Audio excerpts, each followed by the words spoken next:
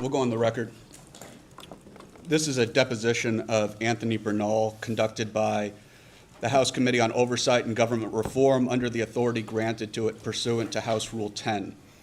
Accordingly, House Rule 10 grants the committee broad jurisdiction for the committee to conduct investigations of any matter at any time. The committee noticed today's deposition on July 11th, 2025. I will mark the notice for this deposition as Exhibit 1.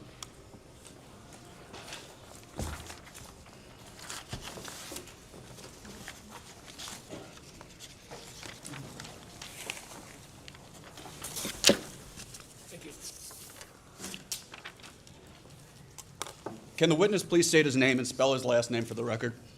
Anthony Bernal, B-E-R-N-A-L. Thank you. My name is Jake Greenberg, and I am the Chief Counsel for Investigations for Chairman James Comer. Under the Committee on Oversight and Government Reform's rules, you are allowed to have counsel present to advise you during this deposition. Do you have counsel representing you in a personal capacity present with you today? Will counsel please identify themselves for the record? Jonathan Sue on behalf of Mr. Bernal. Margaret Hines on behalf of Mr. Bernal. Thank you. For the record, starting with the majority staff, can the additional staff members please introduce themselves with their name, title, and affiliation? Margaret Harker, Senior Advisor for the majority. Mitch Benzine, General Counsel for the majority. Ellison Tolan, Counsel for the majority. Sharon Newt, Senior Professional Staff for the majority. Mark Moran, Staff Director for the majority. Charles Tordak, Law Clerk, majority. Billy Grant, Counsel for the majority. Peter Spector, Professional Staff Member for the majority. Melvin Soto, Digital Director for the majority. Valerie Kovar, Chief Professor for the majority. Scott Major, Intern for the majority. In the minority? Thank you all. And the members in the room, will you identify yourselves, please? James Comer, Chairman, House Oversight Committee. Pete Sessions, Chairman, Government Operations and Federal Workforce. Thank you all. In this Congress, Chairman Comer initially requested a voluntary interview of Mr. Bernal on May 22nd, 2025, as part of the committee's investigation into President Biden's alleged mental and physical decline, the Biden White House's efforts to hide that from the American people, and any unauthorized executive actions. The committee is considering legislative solutions to address these issues, including exercising its authority under the 25th Amendment to the Constitution. I will enter the initial request by Chairman Comer as Exhibit 2.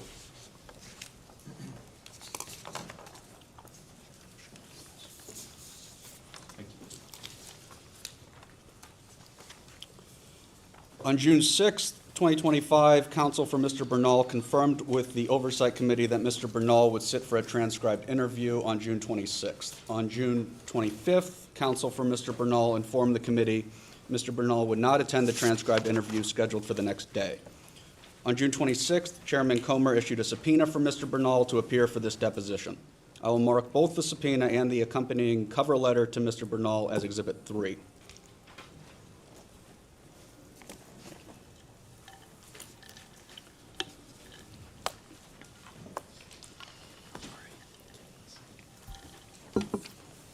Mr. Bernal, before we begin, I would like to go over the ground rules for this deposition. The questioning will proceed in rounds. The majority will ask questions for an hour, and then the minority will have an opportunity to ask questions for an hour if they choose. To the extent members have questions for the witness, they will be propounded during their side's respective rounds. Do you understand? Can you please speak up? Thank you. The clock will stop if you need to confer with counsel. Your counsel is speaking, and when members or staff are speaking during the opposing side's round of questions. We will alternate back and forth until there are no more questions. Do you understand? Yes. There's a court reporter taking down everything I say and everything you say to make a written record of the interview. For the record to be clear, please wait until the staffer questioning you finishes each question before you begin your answer. And the staffer will wait until you finish your response before proceeding to the next question. Further, to ensure the court reporter can properly record this deposition, please speak clearly, concisely, and slowly. Also, the court reporter cannot record nonverbal answers such as nodding or shaking your head, so it is important that you answer each question with an audible verbal answer. Do you understand? Yes. Exhibits may be entered into the record. Majority exhibits will be identified numerically. Minority exhibits will be identified alphabetically. Do you understand? Yes. We want you to answer our questions in the most complete and truthful manner possible, so we will take our time. If you have any questions or do not fully understand the question, please let us know, and we will attempt to clarify, add context to, or rephrase our questions. Do you understand? Yes. If we ask about specific conversations or events in the past and you are unable to recall the exact words or details, you should testify to the substance of those conversations or events to the best of your recollection. If you recall only a part of a conversation or event, you should give us your best recollection of those events or parts of conversations that you do recall.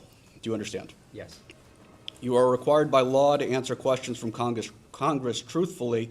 This also applies to questions posed by congressional staff in this deposition. Do you understand? Yes. If at any time you knowingly make false statements, you could be subject to criminal prosecution, including but not limited to perjury. Do you understand? Yes. This includes both knowingly providing false testimony, but also stating that you do not recall or remember something when in fact you do. Do you understand? Yes. Furthermore, you cannot tell half-truths or exclude information necessary to make statements accurate. You are required to provide all information that would make your response truthful. A deliberate failure to disclose information can constitute a false statement. Do you understand? Yes. Is there any reason you are unable to provide truthful testimony in today's interview? No. Please note that if you wish to assert a privilege over any statement today, that assertion must comply with the rules of the Committee on Oversight and Government Reform. Pursuant to that, Committee Rule 16C1 states for the chair to consider assertions of privilege over testimony or statements, witnesses or entities must clearly state the specific privilege being asserted and the reason for the assertion on or before the scheduled date of testimony or appearance. I will enter as Exhibit 4 a letter dated June 24th, 2025, to your counsel from Gary Lakowski, Deputy Counsel to President Trump, informing you that President Trump has determined not to assert executive privilege over issues regarding your assessment of former President Biden's fitness for the office of the President and your knowledge of who exercised executive powers during his administration. Additionally, President Trump has determined that he will not assert immunity to preclude you from testifying before the committee. For the purposes of the deposition, objections must be stated concisely and in a non-argumentative and non-suggestive manner. If the witness refuses to answer a question to preserve a privilege, the committee may seek a ruling from the chair. If the committee overrules any such objection, the witness shall be ordered to answer. If the witness continues to refuse to answer a question despite being ordered to do so, the witness may be subject to sanction. Do you understand? Yes. Ordinarily, we take a 5-minute break at the end of each hour of questioning, but if you need a longer break or a break before that, please let us know and we will be happy to accommodate. However, to the extent that there is a pending question, we would ask that you finish answering the question before we take a break. Do you understand? Yes. Finally, I will note for everyone here today that the contents of what we discuss in the deposition today is confidential under the House deposition regulations. Under the rules, the chairman and ranking minority member shall consult before any release of testimony or transcripts, including portions thereof. This means it is a violation of House and committee rules to disclose content of the deposition prior to its official release. For this reason, the marked exhibits that we will use today will remain with the court reporter so they can go into the official transcript, and any copies of those exhibits will be kept at the table or returned to us when we wrap up. Do you have any questions before we begin? No. Jake, I have a question. Are we afforded the opportunity to make an opening statement? No, not today. Can the reporter please swear in the witness? Sure. Sir, would you please raise your right hand to be sworn? Do you solemnly declare and affirm under penalty of perjury that the testimony you're about to give will be the truth, the whole truth, and nothing but the truth? I do. Thank you. All right, my clock reads 10:10. The majority's hour will begin now. Mr. Bernal, did you ever advise President Joe Biden to pardon his son, Hunter Biden? On the advice of counsel, I respectfully decline to answer the question pursuant to my Fifth Amendment rights under the Constitution.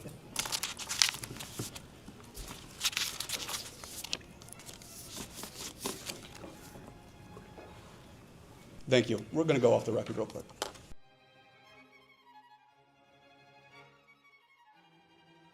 Okay, we'll go back on the record.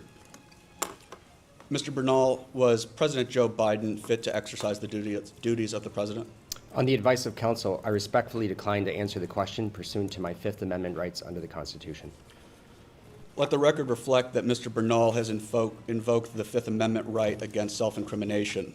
Mr. Bernal, please be very clear are you declining to answer the question put to you solely on the ground that you believe the answer will incriminate you? On the advice of counsel, I respectfully decline to answer the question pursuant to my Fifth Amendment rights under the Constitution. Mr. Bernal, did any unelected official or family member of President Joe Biden execute the duties of the presidency? On the advice of counsel, I respectfully decline to answer the question pursuant to my Fifth Amendment rights under the Constitution. Let the record reflect that Mr. Bernal has invoked the Fifth Amendment right against self-incrimination. Mr. Bernal, please be very clear. Are you declining to answer the question put to you solely on the ground that you believe the answer will incriminate you? On the advice of counsel, I respectfully decline to answer the question pursuant to my Fifth Amendment rights under the Constitution. Mr. Bernal, did President Joe Biden ever instruct you to lie regarding his health at any time, including but not limited in your testimony to Congress today? On the advice of counsel, I respectfully decline to answer the question pursuant to my Fifth Amendment rights under the Constitution. Let the record reflect that Mr. Bernal has invoked the Fifth Amendment right against self-incrimination. Mr. Bernal, please be very clear. Are you declining to answer the question put to you solely on the ground that you believe the answer will incriminate you? On the advice of counsel, I respectfully decline to answer the question pursuant to my Fifth Amendment rights under the Constitution. Mr. Bernal, is it your intention to decline to answer all questions put to you today by the committee on the basis of the Fifth Amendment right against self-incrimination? I can represent that that is his intention. Thank you. Does the minority wish to ask questions? Yes, we do. Go off the record.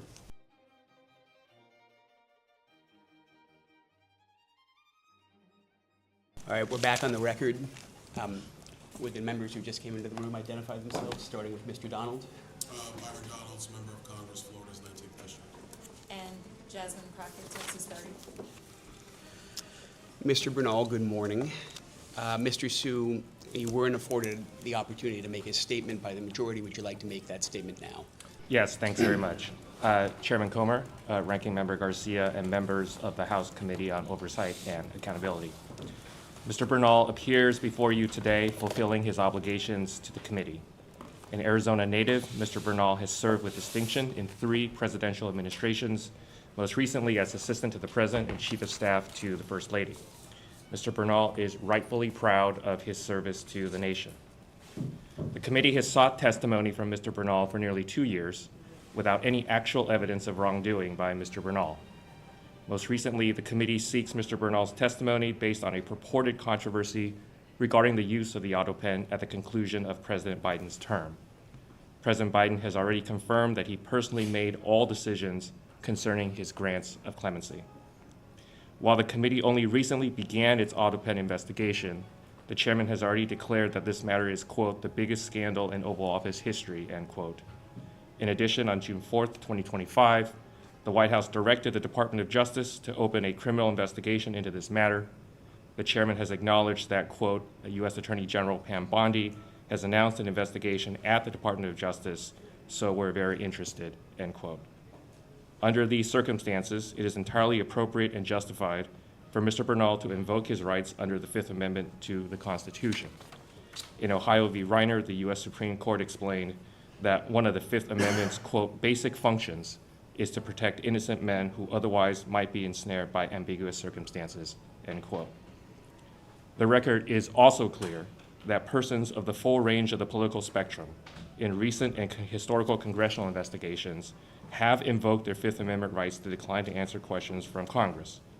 Any suggestion that such an invocation is itself evidence of wrongdoing would be highly irresponsible and flatly wrong, particularly from those elected to represent the people and uphold the Constitution.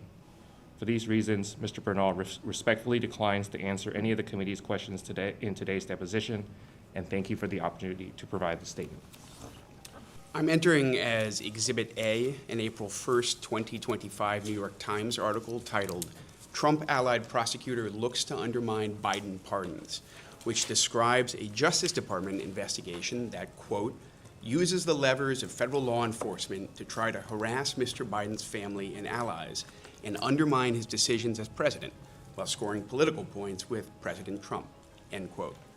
I'm also going to mark as Exhibit B a May 13th, 2025 ABC News article titled Ed Martin, Trump's DOJ pardon attorney, says he'll review Biden's outgoing pardons, which quotes Mr. Barton as saying that if the targets of his investigation, quote, can be charged, we'll charge them.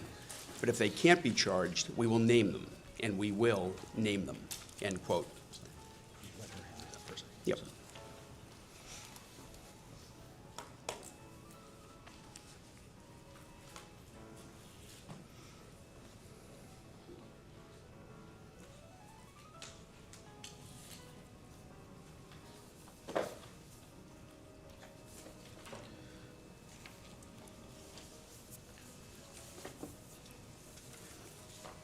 I'm also going to enter as Exhibit C a May 20th, 2025 Truth Social post by President Trump, in which President Trump describes the use of the AUTOPEN during the Biden administration as, quote, treason at the highest level, end quote, and writes that, quote, something very severe should happen to these treasonous thugs, end quote.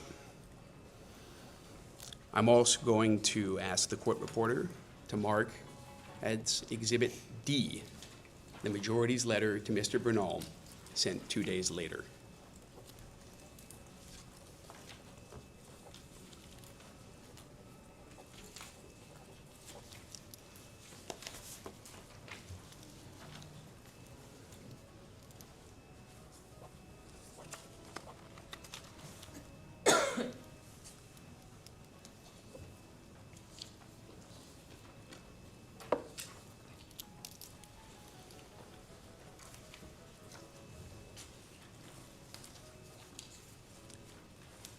I'm entering as Exhibit E a presidential memorandum dated June 4th, 2025, which, among other things, directs the counsel to the president in consultation with the Attorney General to investigate the allegations that the majority has leveled in this matter.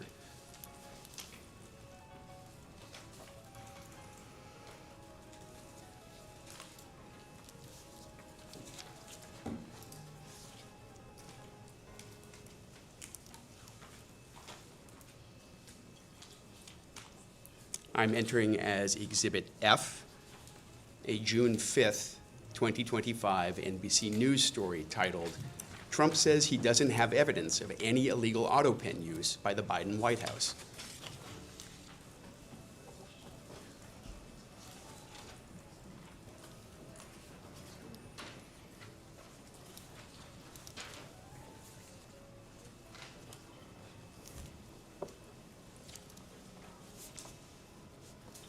And I'm entering as Exhibit G a July 13th, 2025 New York Times article titled, Biden says he made the clemency decisions that were recorded with AUTOPEN.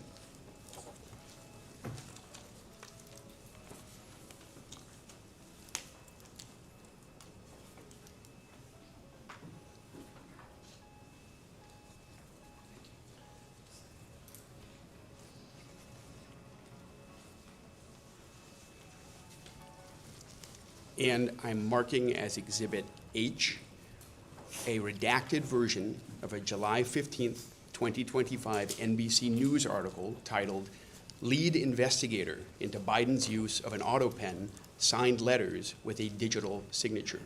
This copy has been redacted to remove committee staff names. We're off the record.